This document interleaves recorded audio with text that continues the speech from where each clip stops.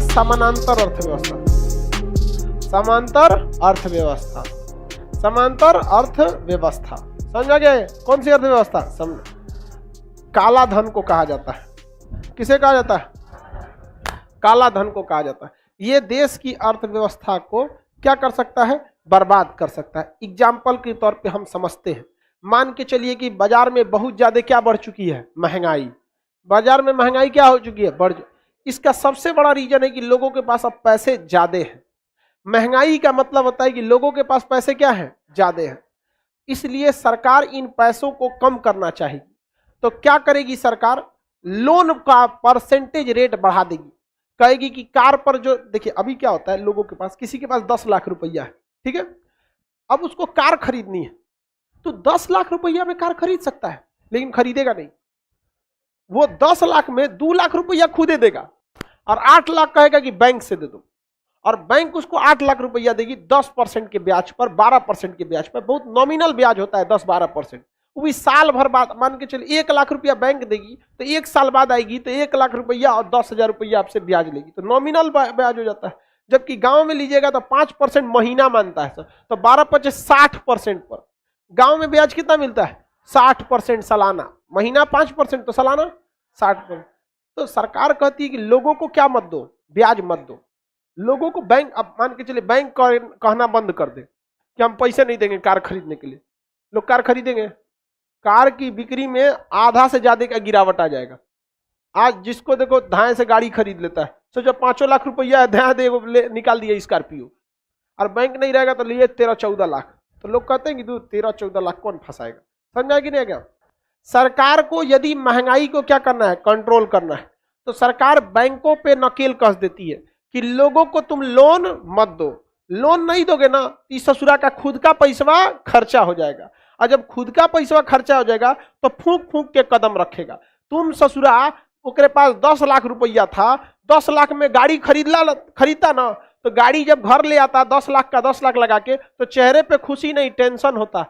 10 लाख रुपया था, गाड़ी खरीद लिए, कोनो इमरजेंसी आएगा तब, बेटा बेटी को पढ़ाना है, पत्नी बीमारी रहती है, क्या होगा, उसके चेहरे पे टेंशन रहेगा। लेकिन इस ससुरा बैंक वाला, ओकरा 10 लाख में गाड़ी खरीदना है ना, तो कहा 2 लाख आप दीजिए ना, 8 लाख हम दे देंगे। तो अगर गाड़ी का गाड़ी आ गया, अब बच गया कितना रुपया? 8 लाख। आवते पूजा पाठ कराएगा, बढ़िया से टीकेगा, मिठाई मिठाई ले आया सोचा।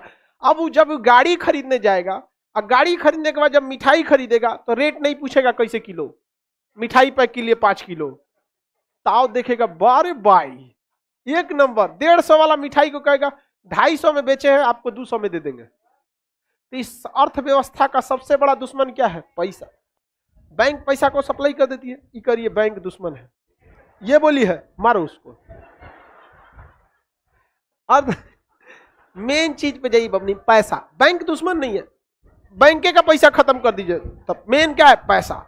जहां पैसा आया इंसान के अंदर अकड़ आ जाता है। सिंपली बात बताते हैं, करप्शन भी यही समझ। एक नॉर्मल आदमी को है मोटरसाइकिल पे क्या किया, हेलमेट की वजह से पुलिस ने क्या कर लिया? पकड़ लिया। वो बेचारा मैनेज करेगा, सर छोड़ दीजिए, ये है वो है दुनिया में। किसी करोड़पति को पकड़ लिया तो, अरे तू हमारा गाड़ी पकड़ा रहे, जितना सैलरी होता है कितना पैसा लेगा, दे 2 करोड़ 3 करोड़ काट। उसको भी पता है कि 3 करोड़ पेनाल्टी कहां से काट लेगा। तो पैसा बहुत खचरा चीज होता है। तो काला धन उस धन को कहते हैं जिसका सरकार के पास रिकॉर्ड नहीं रहता।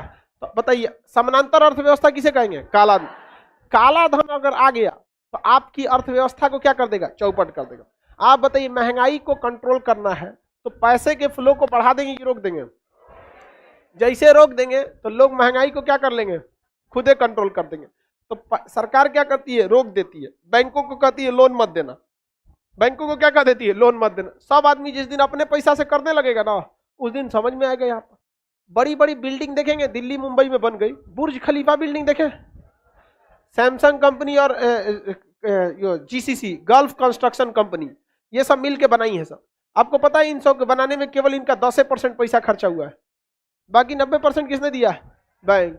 अब बैंक नहीं देता तो बुर्ज खलीफा बन गया रहता, नहीं ना बनता। तो बहुत जरूरी होता है कि पैसे को आप क्या करें? कंट्रोल करके रखें।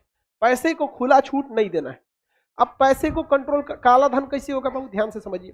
मान के चलिए कि आपने 1 करोड़ रुपया कमाया, और उस पर सरकार को 30% यानी 3 लाख रुपया 30 लाख रुपया क्या देना था, टैक्स।